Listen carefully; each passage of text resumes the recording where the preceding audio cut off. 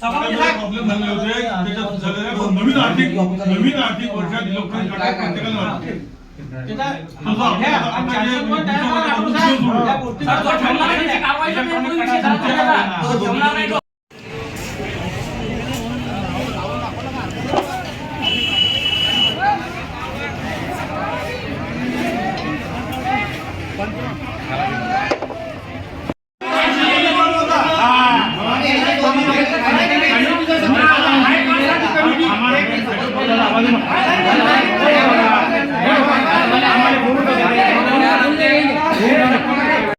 माझी लक्ष्मी आली मी बी आलो तर माझ्या तुरीचा भाव झाला आणि ते 100 जाऊ की 200 जाऊ तो विषय नाही राहिला. माझं मापाले सुरुवात झाली त्यानं 6 पोते मापले. 7व्या पोत्याला माझी शंका आली. मग 7वं मी ना पाटील भाऊ म्हणलं पाटील भाऊ मला पोत्यामध्ये शंका आली मला पोतं पाहू द्या तर पोतं म्हटलं डबल लावा तुम्ही डबल पोतं काट्यावर लावलं त्याला 5 ते 7 किलो माल एका माणसानं त्यातला काढला. मग काढला म्हटलं आता हे राहू द्या ते बाकीचे बंदे पोते माप आम्हाला यांचं शेड्यूल घ्यायचं स्वतः बघितलं 2 किलो धरायला ना तर तुम्ही शांत राहा ना आमचं आहे ना भाऊ काय म्हटलं त्यांचं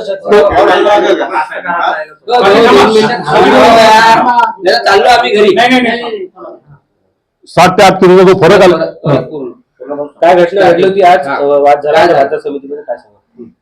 वालिम बाळुंगीचे शेतकरी होते त्यांनी तूर आणलेली होती निमकर्डे यांच्या आवाजमध्ये तर त्याची हराशी वगैरे झाल्यानंतर जेव्हा काट्यावर म्हणजे माप लागलं तर वजनामध्ये त्यांना शंका आली. 2-3 पोते मोजल्यानंतर त्यांना शंका आली वजनामध्ये काहीतरी फरक आढळतो तर त्यांनी एक पोतं पुन्हा मोजायला लावलं तर एक पोतं मोजल्यानंतर त्या पोत्यामध्ये जवळपास 7 ते 8 किलोचा फरक आढळला.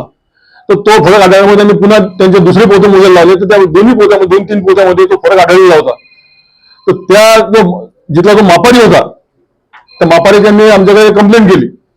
इंगळेंनी जे कास्तकार इंगळे होते त्यांनी आमच्याकडे कंप्लेंट केली.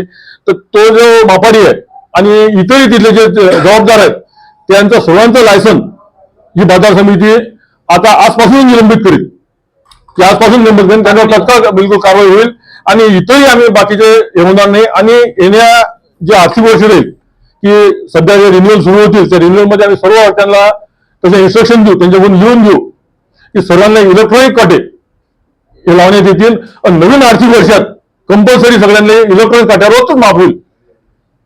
आणि काही शेतकऱ्यांचे असे म्हणणं आहे हराशीमध्ये उलटी हराशी पण होते याबाबत काय म्हणतात. नाही उलटी हराशी कुठे चालू नाहीये. अशीच येते तशी तक्रार केली तर त्याची शहानिशा जरूर करण्यात येईल. उलटी हराशी चालू नाहीये. आता शेतकऱ्यांना आपण काय करणार त्यांचा माल कुठं देणार आहे कारण की ते माल नाही त्यांचा तो पुन्हा माफ करून त्यांचं जे हे झालेलं आहे जे पोते माफ झालेलं आहे त्या मापाचं पुन्हा वजन करून त्यांना न्याय जरूर दिला जाईल. बाबूराव वामन इंगळे राहणार मावंगी पोस्टवाडी तालुका नांदुरा. मी ना खामगावले मार्केटमध्ये तुरीचा माल आणला 35 क्विंटल